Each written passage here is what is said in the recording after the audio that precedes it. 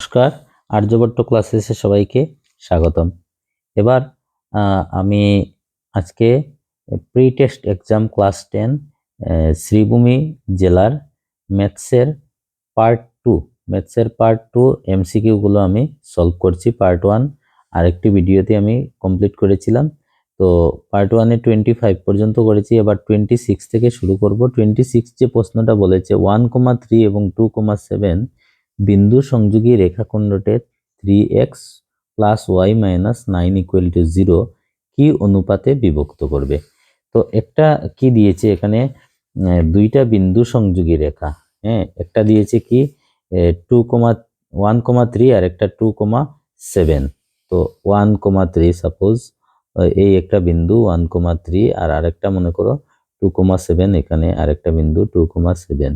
এই দুইটা বিন্দু সংযোগী একটা রেখাখণ্ডকে আরেকটা রেখা, যে রেখার সমীকরণ দিয়েছে কি আমাদেরকে 3x + y - 9 = 0, ওই রেখার সমীকরণ হচ্ছে 3x + y - 9 = 0।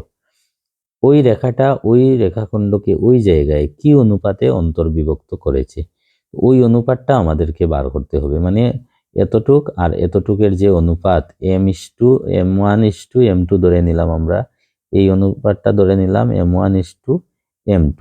এবার এই বিন্দুর স্থানাঙ্ক তো আমরা বার করতে পারবো, আর এই বিন্দুটা এই লাইনের উপর আছে, তার মানে এই বিন্দুর যে স্থানাঙ্ক x, y হবে, এই x এর মানটা এখানে বসবে আর ওই y এর মানটা এখানে বসবে। বসানোর পর এই সমীকরণটাকে সমাধান করার পর আমরা m1 আর m2 মান পেয়ে যাব। তো এইভাবে করতে পারি, আর আমরা অপশন দিয়েও করতে পারি। তো যেভাবেই করি একটু লম্বা হবে অঙ্কটা। তো এই যে বিন্দু, এই বিন্দুটা হচ্ছে অন্তর্বিভক্তকারী বিন্দু। অন্তর্বিভক্তকারী বিন্দুর ফর্মুলা আমরা জানি mx2 + nx1 / m + n। হ্যাঁ, এখানে m বলতে m1 আর n বলতে m2, m1 m2, m বলতে m1 y2 + m2 y1 / কি m1 + m2। এটা হচ্ছে আমাদের ফর্মুলা। তো m1 বলতে এখানে m1 মানে আমরা কি বুঝি, m1 তো নেই, অনুপাত তো নেই, x2 মানে 2 প্লাস m2 নেই, এখানে m2 মান ইন্টু x1 মানে 1 / m1 + m2। এটা একটা ব্র্যাকেটের মধ্যে হবে, কারণ বিন্দুর স্থানাঙ্ক সবসময় ব্র্যাকেটের মধ্যে হয়। তারপর m1 ইন্টু y2 মান কত, y2 মান হচ্ছে 7 প্লাস m2 ইন্টু y1 হচ্ছে 3 / m1 + m2। এবার ওই মানটাকে আমরা নিয়ে ওই সমীকরণে বসাবো। বসালে আমাদের কি হয়ে যাবে, এখান থেকে m1 আর m2 মান বের হয়ে যাবে। দেখো এখানে 3 × x বলতে ওই পুরো মানটা, মানে 2m1 + m2 / m1 + m2 plus y মানে 7m1 + 3m2 / m1 + m2। আর ওই -9টাকে ওইদিকে নিয়ে যাই, +9। তো দুইটারই নিচে m1 + m2 আছে, তাহলে m1 + m2 হবে এটার এলসিএম। উপরে এখানে 3 দিয়ে গুণ করলে 3 × 2 = 6, 6m1 + 3m2 প্লাস এখানে কি হবে 7m1 + 3m2 = কি হবে 9। তো ইমপ্লাইজ দিলাম, এখানে দেখো 6m1 আর ওই 7m1 কি হয়ে যাবে 6 7 13 13m1, আর 3m2 ওই 3m2 হয়ে যাবে 6m2। আর ওইদিকে 9 দিয়ে ওটাকে ক্রস মাল্টিপ্লাই যদি করি, তাহলে কি হবে 9m1 + 9m2। তো এখান থেকে আমরা 13m1 আর ওইদিকে 9m1 ওইদিকে আনলে -9, m1 ইকুয়াল টু এদিকে আছে 9m2 মাইনাস এই 6m2 ওইদিকে নিলে কি হবে মাইনাস 6m2।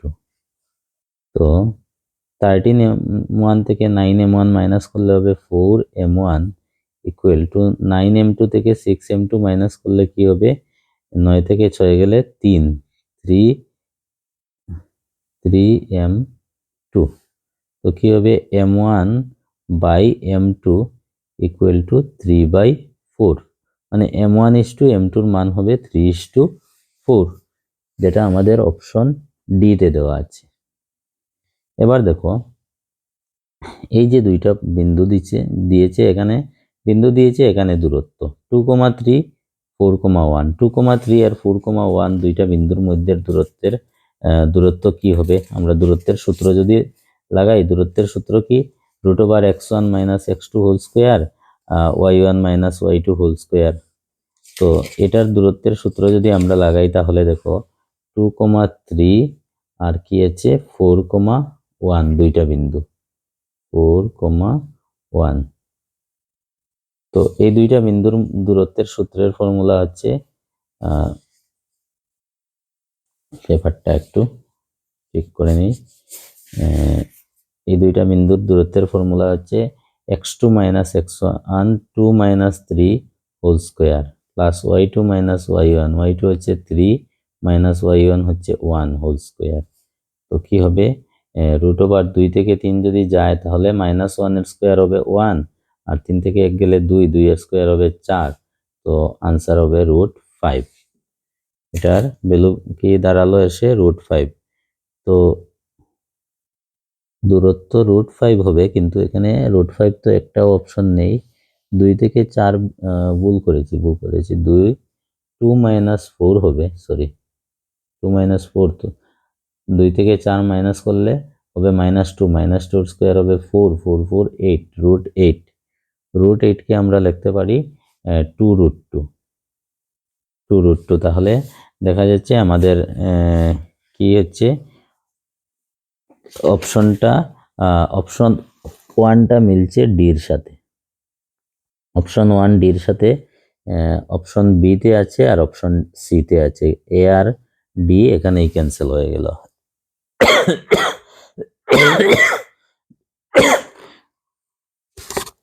2 নম্বরটা দেখো -5,7 আর -1,-3। তো -5,7 আর -1,3 এই দুইটা বিন্দুর মধ্যে দূরত্ব কি হবে?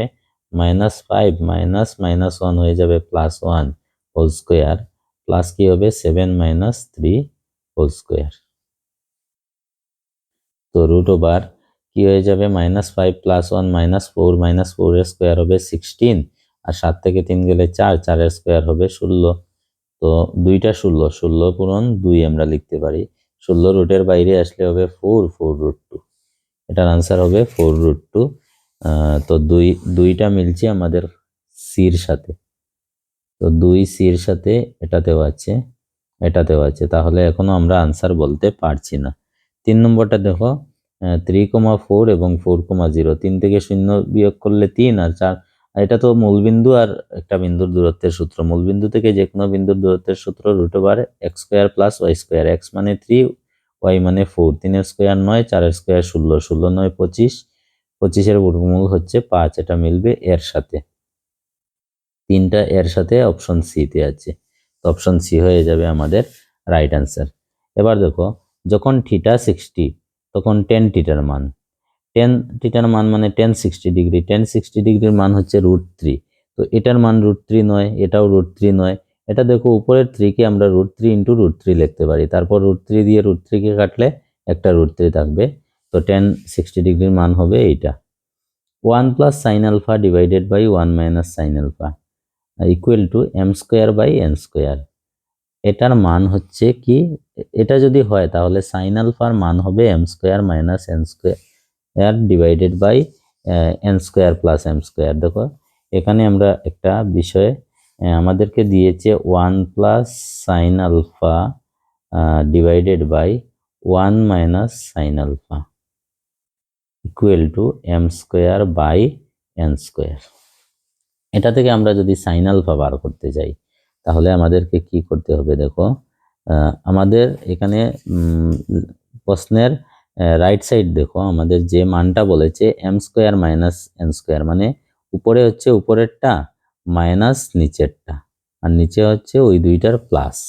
ওই কাজটা যদি আমরা এখানে দুই দিকে করি, এখানে দুই দিকে করি মানে আমাদের এই উপরটা কিভাবে মিলবে, আমার প্রশ্নে আছে M square minus N square, মানে উপরেরটা মাইনাস নিচেরটা, আর নিচে আছে দেখো N square plus M square, মানে নিচেরটা প্লাস উপরেরটা।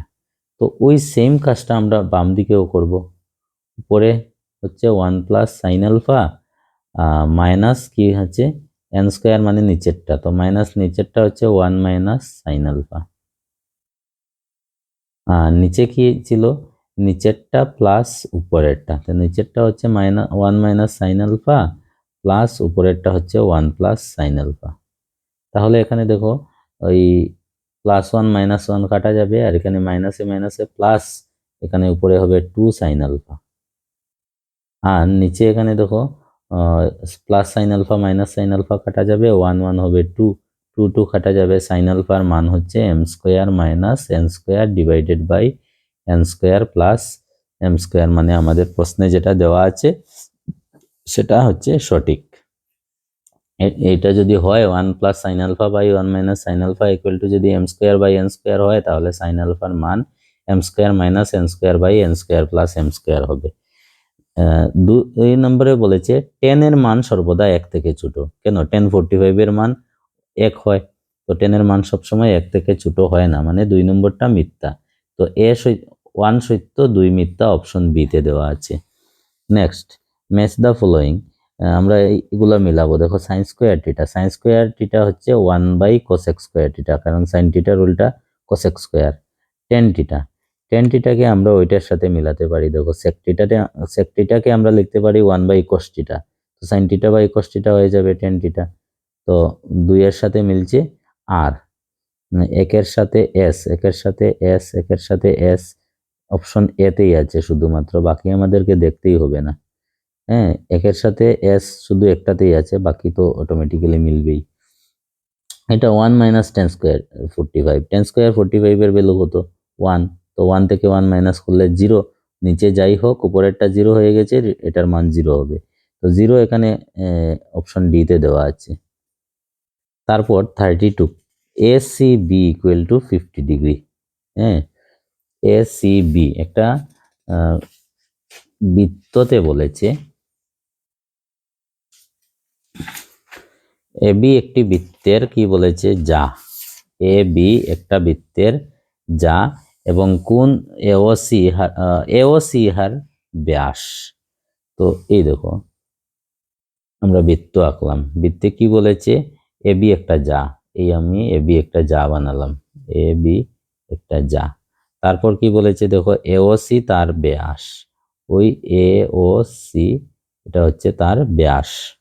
তারপর কোণ AC B 50 degree, A C B ওই কোণটা হচ্ছে 50 ডিগ্রি। আমাকে বের করতে হবে কোণ। তারপর বৃত্তটির এ বিন্দুতে এটি একটি স্পর্শক, তো এই হচ্ছে এ বিন্দুতে আমি এটি একটি স্পর্শক আঁকলাম, এই এটি একটা কি স্পর্শক। তাহলে আমাকে বার করতে হবে বিএটি, ওইটার মান বার করতে হবে, বিএটির মান। তো বিএটির মান আমি কিভাবে বার করব, দেখো ওই কোণটা হচ্ছে 50 ডিগ্রি, আর এটা হচ্ছে বৃত্তের ব্যাস। বৃত্তের ব্যাসের দুই প্রান্তবিন্দু থেকে উৎপন্ন কোণ যেটা হয় এটাকে বলা হয় অর্ধবৃত্তস্থ কোণ, আর অর্ধবৃত্তস্থ কোণের মাপ হচ্ছে এক সমকোণ 90 ডিগ্রি। তো এটা 90 ডিগ্রি, এটা 50 ডিগ্রি, 90 50 হচ্ছে 140, তাহলে এটা হবে 40 ডিগ্রি। আবার বৃত্তের ব্যাসার্ধ এবং স্পর্শক বৃত্তের স্পর্শক এবং স্পর্শবিন্দুগামী ব্যাসার্ধ পরস্পর কি হয়, লম্ব হয়। তার মানে ওই পুরো কোণটা হচ্ছে 90 ডিগ্রি, তার মাঝে এইটা চলে গেল 40, তাহলে এটা কত থাকবে, 50 ডিগ্রি।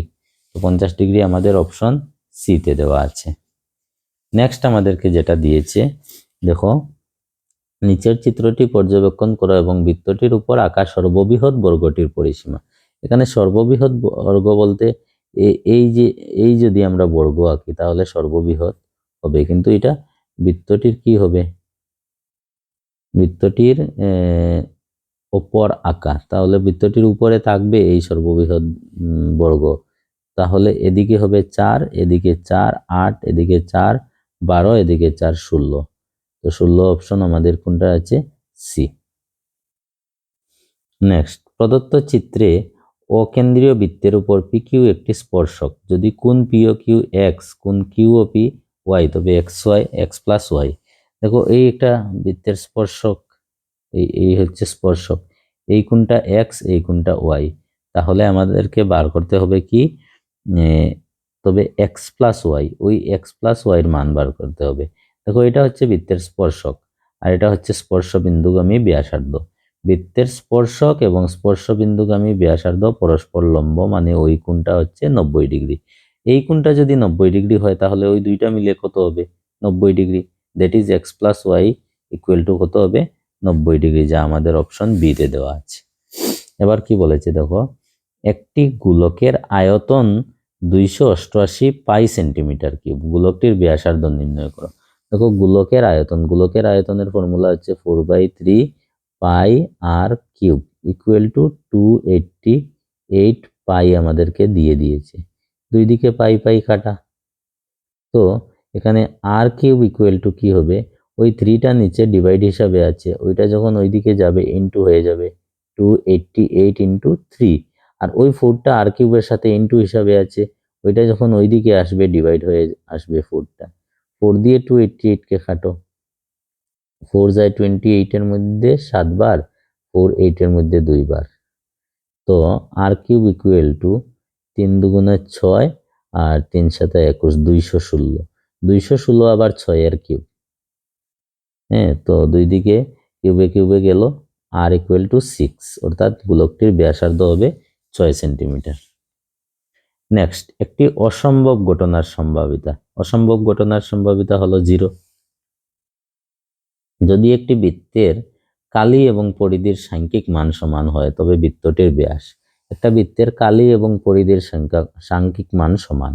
বৃত্তের কালি মানে পাই আর স্কোয়ার, আর পরিধি মানে 2 পাই আর।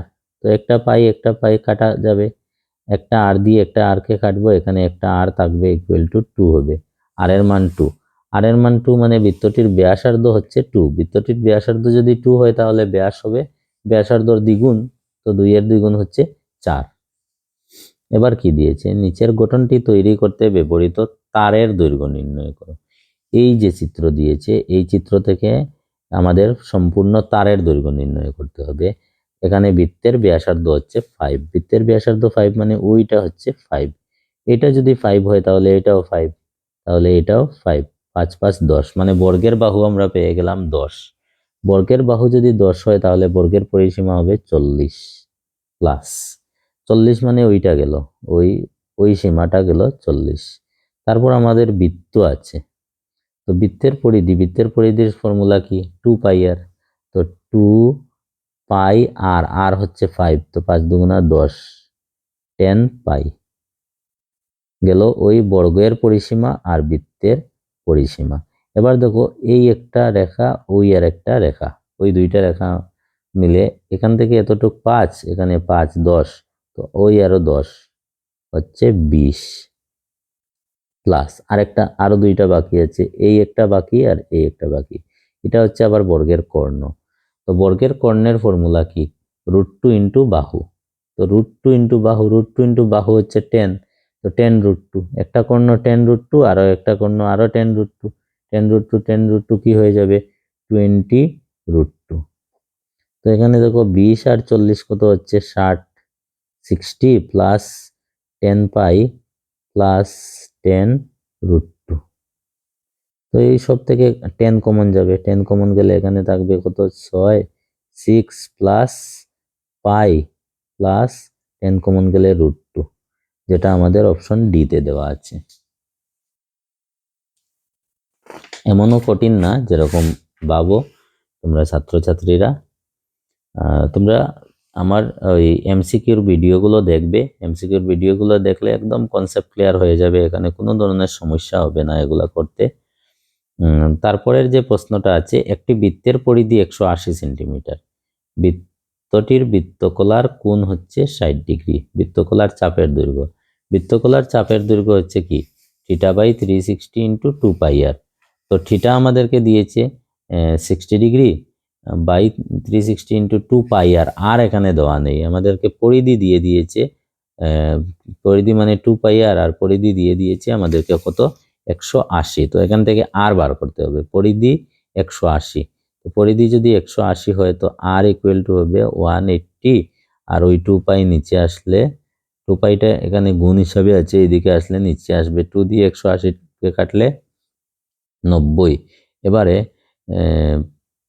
পাইর মান দেখো, আনসারটা পাই দেওয়া নেই, তাহলে পাইর মান বসাতে হবে।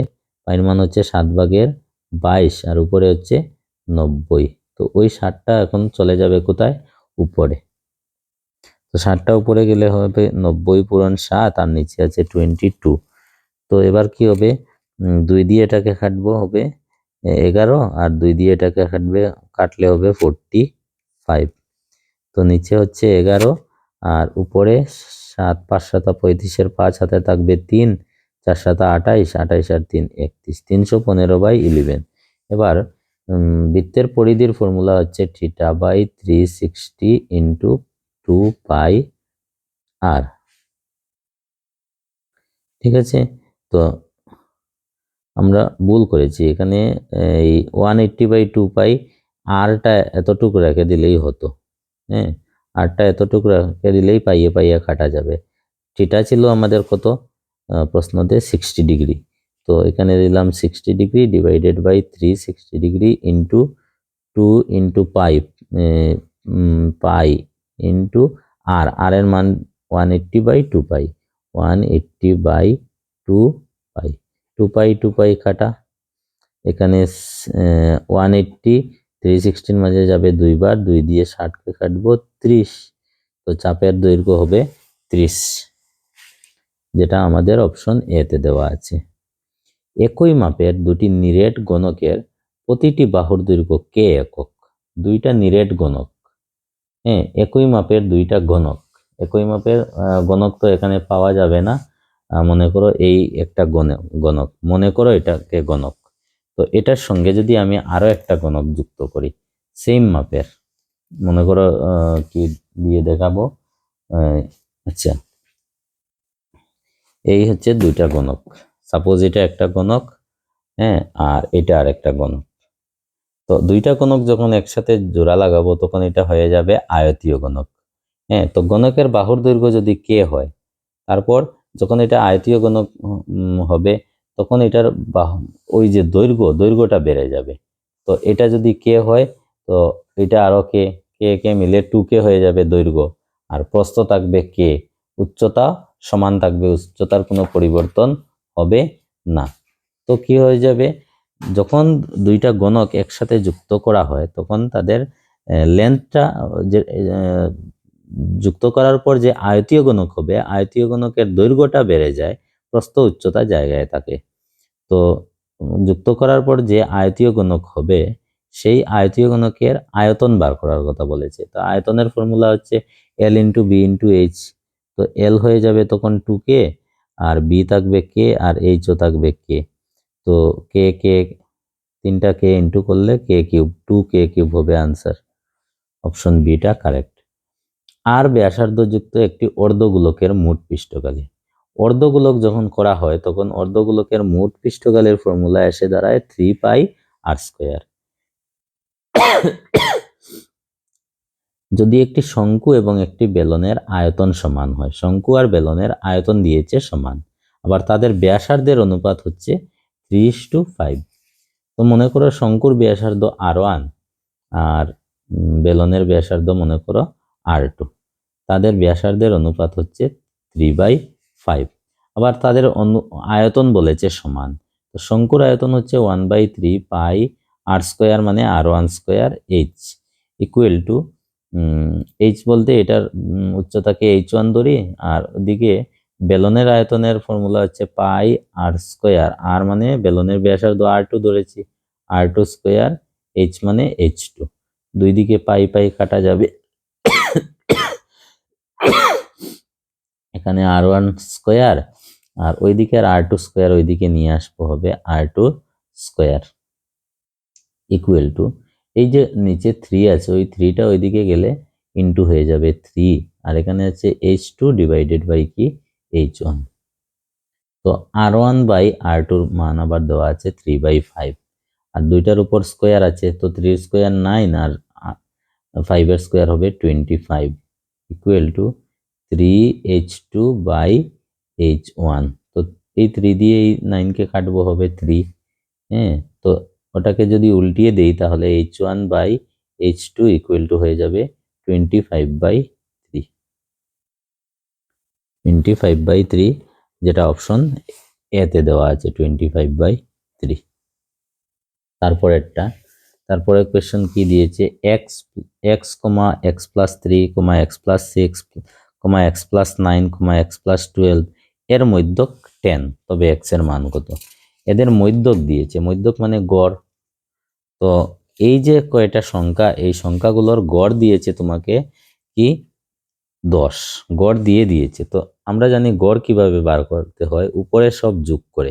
তো একটা সংখ্যা হচ্ছে এক্স, তারপরের সংখ্যা এক্স প্লাস 3, তারপরের সংখ্যা এক্স প্লাস 6, তারপরের সংখ্যা হচ্ছে এক্স প্লাস 9, তারপরের সংখ্যা হচ্ছে এক্স প্লাস 12, এই সব যোগ করলাম।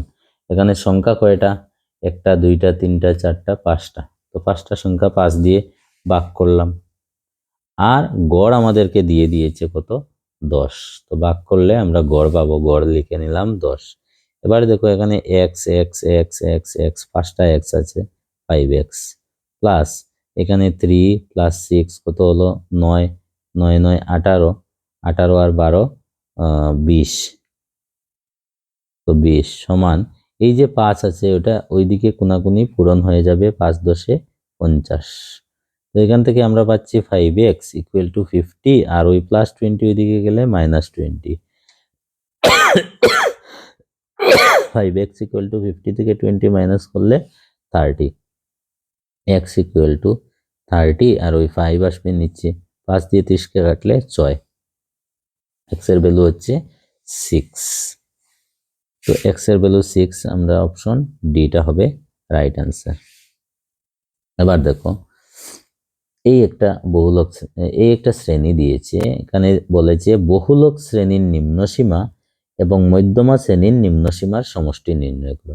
তো বহুলক শ্রেণী কোনটা? বহুলক শ্রেণী হয় যে শ্রেণীর বারংবারতা সর্বোচ্চ, সবচেয়ে বেশি বারংবারতা যেটা, সেটা হয় বহুলক শ্রেণী। তো সবচেয়ে বেশি বারংবারতা আছে আমাদের এই শ্রেণীর, তো এই শ্রেণীর নিম্নসীমা হবে 100।